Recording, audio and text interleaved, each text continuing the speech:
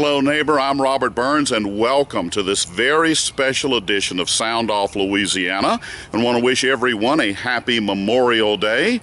Today is Sunday, May the 27th. Tomorrow will be Memorial Day, the 28th.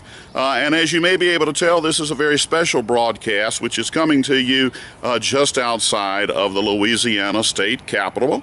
And we're doing this on this location because on either tomorrow, which would be the 28th, or Tuesday the 29th, there'll be a very important vote which will come as a result of the only piece of legislation which has been able to make its way out of this special session of the legislature that would involve raising your taxes.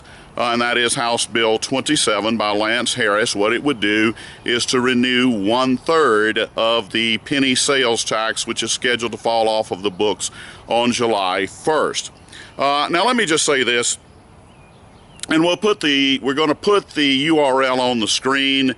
We're also going to have a big link for it just beneath this video. Many of you may recall that on January the 14th, we at Sound Off Louisiana rolled out a website called NoPennyRenewal.com. And if you click on that link, if you happen to go in and watch the video at that time, all you've got to do is go to the 7-minute and 30-second mark of that video, and you'll see me saying that, mark my word, it's going to all come down to the renewal of this penny. Now, you had tons of gyrations of things that happened during the first special session, which was an unmitigated disaster and just collapsed. But if you'll recall, I said everything's going to come down to, in the final assessment, everything will come down to the renewal of this penny sales tax. Well, if you were in an NFL game, we've now gone into the very last segments of overtime because we are now in the second special session of this year, the 6th one overall under this administration, and it is literally coming down to this key vote. Now, there was a vote taken on Friday the 25th, and it fell 6 votes short. It takes 70 votes in order to pass a new tax, which is what this is, because the old one is rolling off the books. It got 64 votes, and so it fell 6 votes short. And I'm here because before I'm done with this video, I want to encourage everyone who is of a fiscal conservative leaning, and that constitutes a whole lot of folk across this state. I want us to make this a career-ending vote for many in the legislature. I want to say that again, and you'll see why in a moment. I want to have this vote be a career-ending vote. That's how strongly I feel about this legislation, all right? Many of you may recall, not long ago, Mary Landrieu made a critical vote. She was the deciding vote that caused Obamacare to go into being. I mean, it's just that simple. She was literally the difference maker there. I think it's safe to say it ended her political career, and I think the jury's now in. I'm paying $1,200 a month on a policy that has a $6,500 deductible. So from my vantage point, Medicare, the Obamacare health care plan, if you can call it that, has been nothing short of an unmitigated disaster. So I want to have this be a career-ending vote for some of the folk who end up supporting this. Now, when we rolled out that URL, NoPennyRenewal.com, and we're going to give you a big link for you to go. Now, we've been continuing to update it. There have been basically 3 votes on this measure. In the first special session, you had a proposal by Representative Dwight.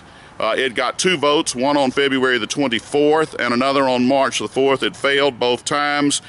If a legislator voted for this measure on any one of the 3 times it's been voted on so far, you're going to see it. You'll see whether they voted for it once, twice, or 3 times. If your legislator, if your representative does not appear, means he voted no. He or she voted no every single time. And we would like to commend them for those votes. But I want to break away for just a moment. This will only take about 30 seconds. And I'm going to start to begin to tell you why I'm so emphatically opposed to this bill and why I want to make it a career-ending vote for those who choose to go down this route. This is what we were told, literally, days before the election. It's only going to take 30 seconds. Let's break away, folks, because these are not my words. These are the words of Governor John Bel Edwards. Let's break away. So this is a yes or no question for you first, Mr. Edwards. Will you raise taxes on individuals or businesses? No. You will not. Well, where's the money going to come from then? We're going to squeeze as much cost savings as possible out of the way we deliver services in the state of Louisiana. We're going to look for efficiencies everywhere we can find them. We're going to make sure we expand the flexibility so that we can allocate cuts across a broader spectrum of the budget and not have to be confined by the statutory and constitutional dedication. All right, folks, you heard the words of Governor John Bel Edwards. Now, what I ask any viewer to be able to pinpoint to me where he's done any of that. Show me where he has proposed the first piece of legislation that would go to remove some of these statutory dedications that have completely frivolous spending that are taking place, and yet they're locked in and protected. All right, now the question would then become, well, why hasn't he done that? And you know, whenever I can get someone else to give a far better explanation than I can, I always defer to that individual.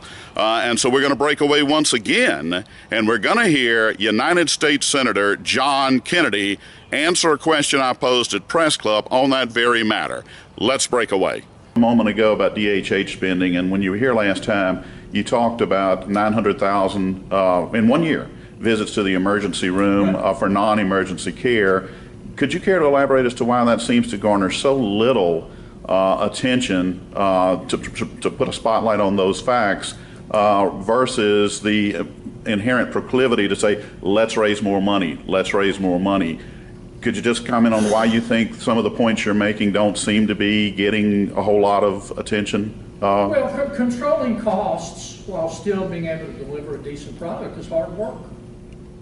I mean, it's not as easy as just walking in and raising taxes and fees. It's hard work. Mm-hmm. All right, you heard Senator Kennedy give a very pointed answer to the question, and he's right. It is hard work. And what we have seen over the last, 2.5 years, getting close to 2.5 years, they've been long years, make no mistake. What we have seen is that this governor has done absolutely nothing in the way of doing that hard work, nor has the legislature, okay? They just simply have not done it. They don't want to roll up their sleeves and do the hard work. Now, I'm going to make just one or two more quick points, and we're going to call this thing a wrap. Let me just say this. About 1.5 years ago, I was in Sulphur, Louisiana, and I was there checking into a La Quinta motel because I was wanting to see some of the finals in high school basketball, which I have always tended to be a fan of.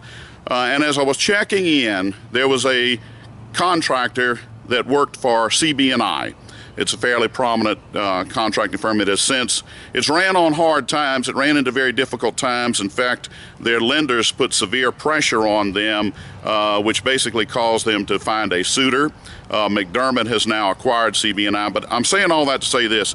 The young man was checking in at a La Quinta. Now, as most of you would know, La Quinta's not going to be some top-of-the-line plush hotel. I think you have enough common sense to know that. But as he was checking in, this is what this is absolutely what happened when he was checking in. He asked the lady at registration. He had a very, very small little poodle, little bitty tiny poodle, adorable dog. And he asked if there was an added charge for him having his little poodle to be in the room with him. The clerk had assured him that there was not.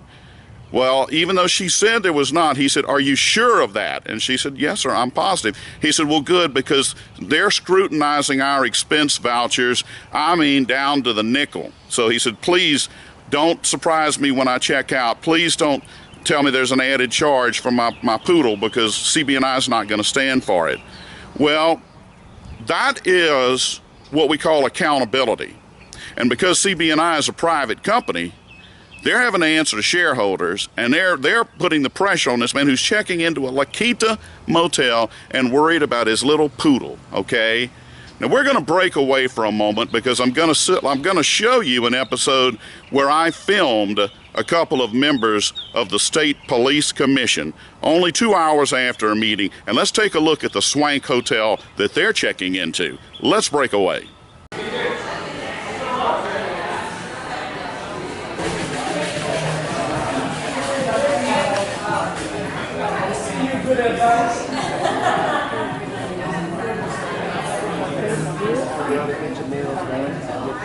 Right there, right there, right here, that's money too. You put this on your bill. So we can see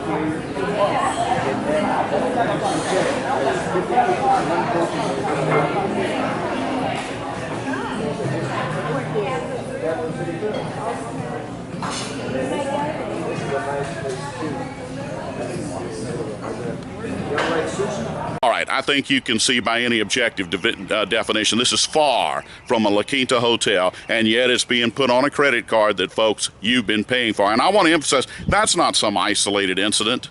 As the legislative auditor is perusing through all of the state police expenditures, and as federal investigators are looking in, and indictments are most assuredly forthcoming, and we've had a number of high-profile resignations in the last few weeks in state police, at least according to my sources, and I know they are accurate.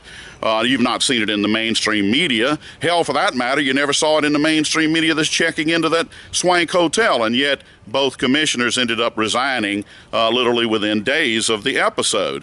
But I want to emphasize that it's not some isolated incident. It's why you had $600 million of our taxpayer money being drained from the Transportation Trust Fund and put into state police. Okay? We're talking about an amount double the amount that they're presently fighting over. Okay? And that's just an example of the kind of waste and abuse that is so pandemic throughout the state of Louisiana, because unlike the CB&I feature that I just told you about, there is no accountability. All right, it's like money rains down from heaven, and the more you give it to them, the more they're going to flush it down the toilet on extravagant expenses. Okay, there's just no other way that I can think of to say it. Now, as I wrap this vote up, as you can tell, I'm keyed in waiting for that vote. As I wrap this video up, I want you to think of what I'm about to say. I want you to think for just a moment about what I'm about to say. If this legislation passes, now hear what I'm saying. If this legislation passes, beginning July the 1st of 2018, at the stroke of midnight, the state of Louisiana will begin taking $40,000 an hour from you to fund the kind of extravagance like you just saw of that check into that hotel. Think of that, $40,000 an hour. That means if you go off and take an 8-hour resting night, as I am fortunate enough to say I am getting more of lately, by the time you woke up from your 8-hour sleep overnight, the state will have grabbed $320,000. I want you to think of something else. All of these extravagant pensions that wind up emanating from putting people into plush positions. I know I've repeatedly cited Jay Darden. Well, he's going to be getting an extra $120,000 a year as a result of the appointment that he now has. We've got to collect that money for 3 hours. 3 hours to do nothing more than pay him his pension, just the added part of his pension. And it happens over and over and over again. Just look at the head of Department of Wildlife and Fisheries now. That's another type of appointment of that. We just saw it with Representative Reynolds for Billy Nungesser just having made an appointment. Jindal did it over and over and over and over and over and over again. And that's why they have to keep coming to you begging for more money, all right? And it's time because we're at a critical juncture. All right, we are finally up against a clock, okay? And I'm going to give you some proposed solutions, all right, because it's one thing to stand up here and criticize. They could have a session and sponsor actual bills to do what John Bel Edwards said he was going to do, remove some of these statutory dedications and begin cutting, okay? Now, I know what they go, oh, well, so-and-so will get mad. Well, apparently it doesn't matter that John Q. Taxpayer gets mad. Apparently that doesn't mean a whole lot. That's some nebulous entity out there that doesn't have a name or a face. I'm here to tell you, we have names, we have faces, and I'm so thankful, and I'm going to give a plug, and we're going to give the direct link for it. I'm so thankful for an organization called Americans for Prosperity that allows all of us to collectively come together and speak and put names and faces behind those who are fed up with this. Most recently, Americans for Prosperity has come out with a fantastic website. It's called The Taker's Dozen. Because you see, when we have the 2019 elections, it's not going to be enough just to get a new governor, and I think that's a given, because we have not remotely gone down the road he said we would go down, and you've got to hold him accountable, and that means tossing him out. But they've already revealed the first two members of the Taker's Dozen, Mark Abraham, a Republican from Lake Charles, and Julie Stokes, a Republican from Kenner. It is absolutely critical, folks, that we change the makeup of this legislature to keep the kind of things that I have told you have repeatedly gone on, not just over the last 2.5 years, but over the last 10.5 years, okay? It's been going on for far too long. I think the Taker's Dozens will be prime candidates for takeout. And that's why we're going to give you the link. I hope you will follow it and continue to see the other 10, perhaps even 11 if they make it a Baker's Dozen, hence how the name was derived. And as I wrap this up, the No Penny Renewal website, okay, obviously there's going to be another vote taken. It'll be taken either tomorrow, the 28th, possibly the 29th. As I said, it takes 70 votes. We're going to have 70 pictures of cute and shiny faces that serve in this body, or at least the House side of this body, over to the right side of where I'm standing, in order to pass this thing. We will highlight that final vote, okay? We will highlight that vote in yellow, so it's very easy to spot, all right? There are going to have to be 70 such highlightings for this thing to become law. If it does become law, this website isn't going anywhere. I'm asking you to make it a career-ending vote by those. And it doesn't matter whether you're talking about a Democratic one seeking re-election or a Republican. They're all taking our money unnecessarily, and everybody pays this. Everybody, okay? So it shouldn't be a Republican issue, a Democratic issue. There is no sense in this. It's been utter foolishness, the reckless manner in which there's been no accountability. And this is the only weapon we've got, okay? Now, at this point, you can blame legislators. If we put the same folk back in who have given us what we've gotten, then I would submit we bear the blame. And so you will be seeing the names highlighted. If they make it to 70, it becomes law. And what happens then? I want you to remember, $40,000 an hour is going to start being taken from your pocket when it should not have to be. I want to thank you for tuning into this special edition of Sound Off Louisiana. Obviously, we got a critical vote coming up. The names will be highlighted. They're there for you to take action on. Once again, Robert Burns, Sound Off Louisiana, and I want to wish everyone a very happy Memorial Day tomorrow. Thank you again.